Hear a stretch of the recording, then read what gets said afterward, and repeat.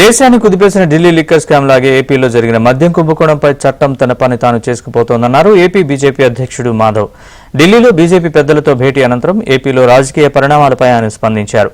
మిథున్ రెడ్డి అరెస్టును స్వాగతిస్తున్నామని, వైసీపీ ఆగడాల్లో లిక్కర్ స్కామ్ ఒకటే అన్నారు. ఏపీ ప్రభుత్వం తీసుకునే చర్యలకు బీజేపీ చేదోడుగా ఉంటుందని మాధవ్ చెప్పారు. లేని విధంగా ఢిల్లీ లిక్కర్ స్కామ్ తలదన్నే విధంగా ఆంధ్రప్రదేశ్లో జరిగిందనేది వాస్తవం.